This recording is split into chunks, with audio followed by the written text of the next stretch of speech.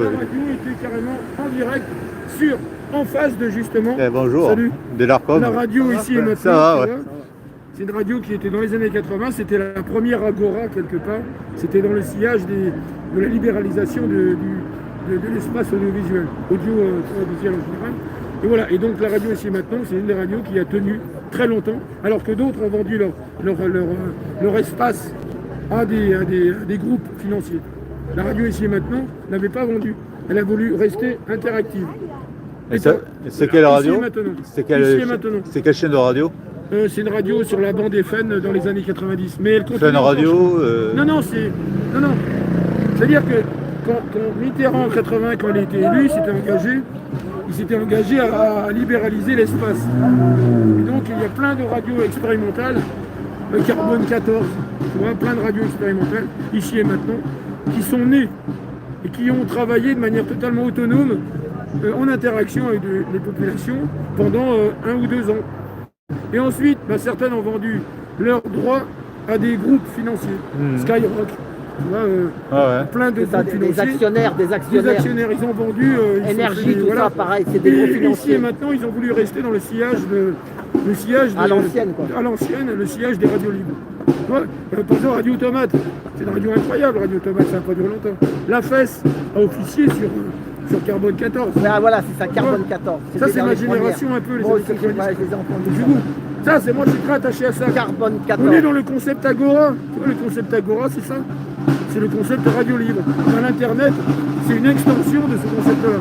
C'est le même concept, mais surdimensionné. Surdimensionné avec les attributs technologiques qu'offre l'IA, tout simplement. Mais psychiquement et philosophiquement, c'est la même chose. C'est toujours la même chose, c'est des actes. Les gens qui étaient actifs dans les années 80, et ben, s'ils avaient connu notre génération, ils auraient peut-être eu des chaînes expérimentales très intéressantes. Ouais, des fois, après, ils sont achetés par le pognon. Non, mais je suis d'accord, mais évidemment, mais tout est racheté par le pognon. Ça dépend si jamais tu vois, ils mettent quelqu'un de corruptible avec ils veulent une belle Porsche, ils veulent un bel appartement à Neuilly, 16e. D'ailleurs, Énergie, on sait comment ça fonctionne. Énergie, ils sont dans le 16e là maintenant. Je sais, Énergie a racheté des fréquences qui étaient au départ expérimentales. Et des gens qui ont vendu leurs fréquences. C'est ça, pour prendre de l'oseille. Alors qu'ils n'ont pas su dealer, parce qu'ils auraient dû garder leurs fréquences et héberger des gens qui étaient contraires à leur... Et en même temps, garder, donc, ils auraient eu 90% de leur espace fréquence sur des radios commerciales et 10% de résistance. Ils auraient pu jouer cette carte-là. Ils ne l'ont pas fait. Parce qu'ils voulaient avoir de l'argent tout de suite. C'est ça le truc. Et Didier Dieudonné et Gérard Lemaire, les deux créateurs de la radio ici et maintenant, eh bien ils sont restés droits dans leurs bottes, comme dirait un certain ministre. Tu vois, ils sont restés droits dans leurs bottes. Et donc nous, on a été en acte de résistance sur ce square-là, en face justement du CSA. Voilà. Parce que c'est le CSA qui avait décrété que la radio était interdite pendant 2 ans. Bon, il y a aussi, c'est pas l'Arcom plutôt. Il y a aussi le CSA avant. Ah oui, qui est devenu l'Arcom. Je parle des années 90. C'était le CSA. Et tu avais une cabine téléphonique, et c'est de là qu'émettait la... Donc nous, on parlait dans la cabine téléphonique. Donc les gens, les auditeurs de radio ici et maintenant, ils nous écoutaient directement, en direct, en partant de la cabine téléphonique. Donc ça allait... Oui, ça partait de la cabine téléphonique, ça allait sur leur QG, radio ici et maintenant, et après ça émettait sur Paris. Et l'acte de résistance, il était là. Moi, j'y étais. Parce que moi, j'ai trouvé ça scandaleux qu'une radio soit interdite. Les radios libres sont interdites. Je trouvais ça scandaleux.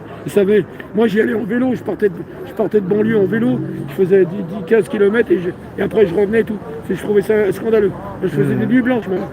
Et après, des fois, le matin, j'étais obligé de bosser le matin. Je fais des nuits blanches. Parce que je trouvais ça scandaleux. Et quand ils chopaient la radio interdite, qu'est-ce qu'ils faisaient alors?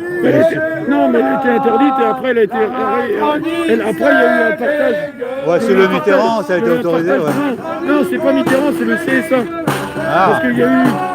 Parce qu'ils ont voulu l'interdire, donc ils ont cherché un prétexte fallacieux. Ils ont cherché...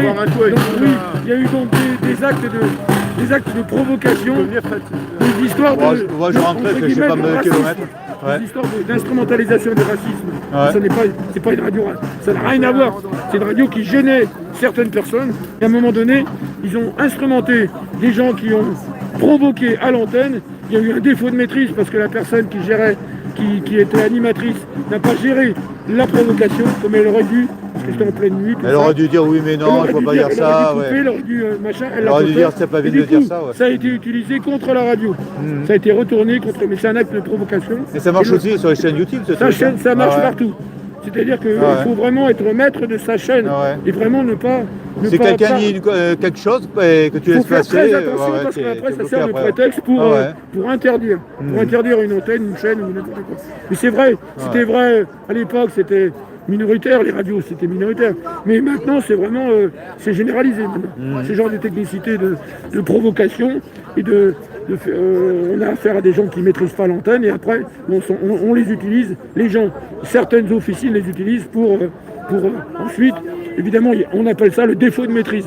Le défaut de maîtrise de l'antenne. C'est vrai pour les lives, c'est vrai pour dans tous les cas. Dans tous les cas de figure. C'est ce que je veux dire. Il faut maîtriser sa chaîne. C'est-à-dire que sur le plan conceptuel, sémantique, sur le plan des arguments, il faut maîtriser sa chaîne. Tout en sachant que tu es contrôlé par l'algorithme. Sinon, voilà. Non, mais en plus, à l'époque, il n'y avait pas les algorithmiques. Mais maintenant, il y a les mots-clés, les algorithmiques, les IA. Les IA, parce qu'il n'y en a pas qu'une. C'est le problème. Et des IA chinoises, des IA. C'est compartimenté. Ils ont leur programmateur, les Chinois, tu vois. Ils ont leur IA à eux.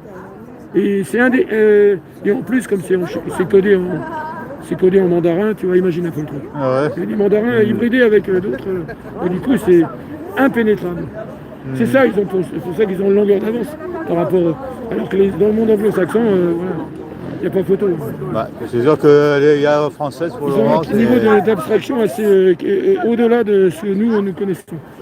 Sauf individuellement. Il y a quelques programmateurs, toi tu es dans l'informatique, toi un peu. Il y a quelques programmateurs en Occident qui ont un certain niveau.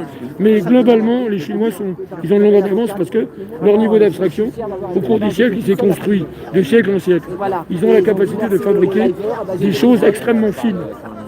Et des objets, quand tu as la capacité de fabriquer des objets très fins, très subtils, même si ce n'est pas des objets, ce ne sont pas des objets technologiques, eh bien, c'est une capacité, c'est une compétence qui est mise en œuvre ensuite dans tous les domaines possibles. Tu vois ? On voit bien alors. Et moi, quand je suis pas là, j'aime bien les lives. Les lives, faut être là. Moi, dans une semaine, je serai pas là. Tu me regarderas, et n'oublie pas de liker et de partager. Dans une semaine, je vais vous suivre. D'accord. Voilà, je vais vous suivre direct en live. Salut. Excuse-moi, Fred, de t'avoir interrompu.